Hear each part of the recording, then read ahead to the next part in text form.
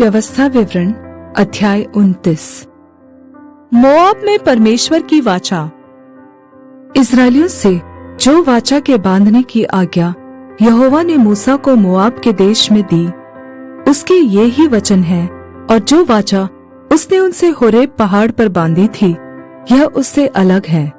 फिर मूसा ने सब इस्राएलियों को बुलाकर कहा, जो कुछ यहोवा ने मिस्र देश में तुम्हारे देखते फिरौन और उसके सब कर्मचारियों और उसके सारे देश से किया, वह तुमने देखा है। वे बड़े बड़े परीक्षा के काम और चिन्ह और बड़े बड़े चमत्कार तेरी आंखों के सामने हुए, परंतु यहोवा ने आज तक तुमको न तो समझने की बुद्धि और न देखने की आंखें और न सुनने के कान दिए हैं। मैं तो तुमको जंगल में 40 वर्ष लिए फिरा, और न तुम्हारे तन पर वस्त्र पुराने हुए और न तेरी जूतियां तेरे पैरों में पुरानी हुई। रोटी जो तुम नहीं खाने पाए और दाखमधु और मदिरा जो तुम नहीं पीने पाए, वह इसलिए हुआ कि तुम जानो कि मैं यहोवा तुम्हारा परमेश्वर हूँ। और जब तुम इस स्थान पर आए, तब हेशबोन का राजा सीहोन और बाशान का राजा ओग,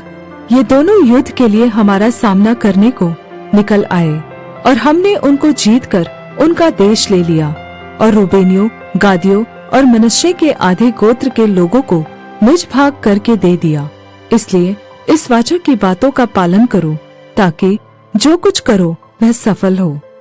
आज क्या वृद्ध लोग, क्या सरदार, तुम्हारे मुख्य पुरुष, क्या गोत्र गोत्र के तुम सब इस्राएली पुरुष, क्या तुम्हारे बाल बच्चे और स्त्रियां, क्या लकड़हारे, क्या पानी भरने वाले, क्या तेरी छावनी में रहने वाले परदेशी,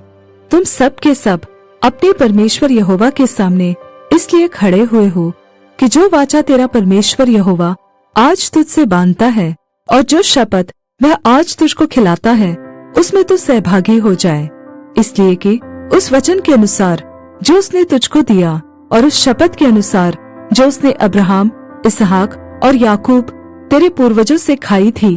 वह आज तुझको अपनी प्रजा ठहराए और आप तेरा परमेश्वर ठहरे। फिर मैं इस वाचा और इस शपथ में केवल तुमको नहीं, परंतु उनको भी जो आज हमारे संग यहाँ हमारे परमेश्वर यहोवा के सामने खड़े हैं और जो आज यहाँ हमारे संग नहीं है, सहभागी करता हूँ। तुम जानते हो कि जब हम मिस्र देश में रहते थे और जब मार्ग में की जातियों के बीचों बीच होकर आ रहे थे, तब तुमने उनकी कैसी कैसी घिनौनी वस्तुएं और काठ, पत्थर, चांदी, सोने की कैसी मूर्तें देखी।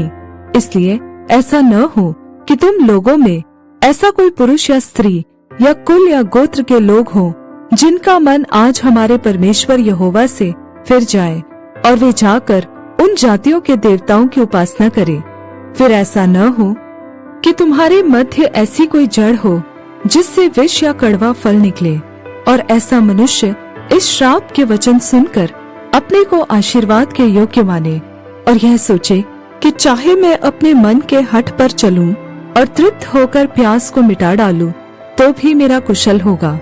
यहोवा उसका पाप क्षमा नहीं करेगा, वरन यहोवा के कोप और जलन का धुआं उसको छा लेगा, और जितने श्राप इस पुस्तक में लिखे हैं वे सब उस पर आ पड़ेंगे, और यहोवा उसका नाम धरती पर से मिटा देगा। और व्यवस्था की इस पुस्तक में जिस वाचा की चर्चा है, उसके सब श्रापों के अनुसार यहोवा उसको इस्राएल के सब गोत्रों में से हानि के लिए अलग करेगा।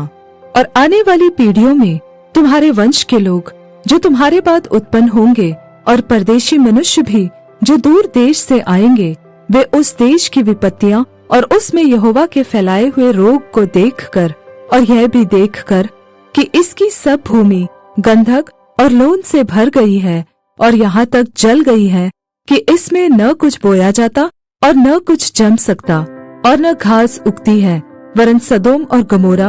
अदमा और सबोईम के समान हो गया है, जिन्हें यहोवा ने अपने कोप और जलजलाहट में उलट दिया था।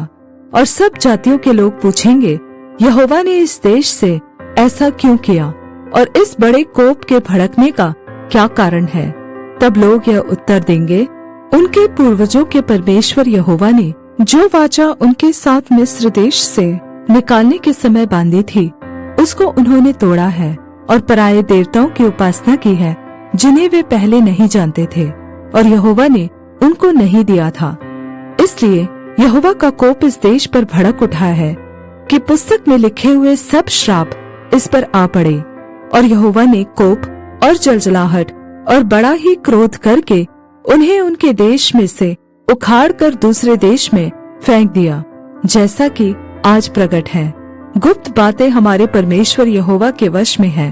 परंतु जो प्रकट की गई है वे सदा के लिए हमारे और हमारे वंश के वश में रहेंगी, इसलिए कि इस व्यवस्था की सब बातें पूरी की जाए।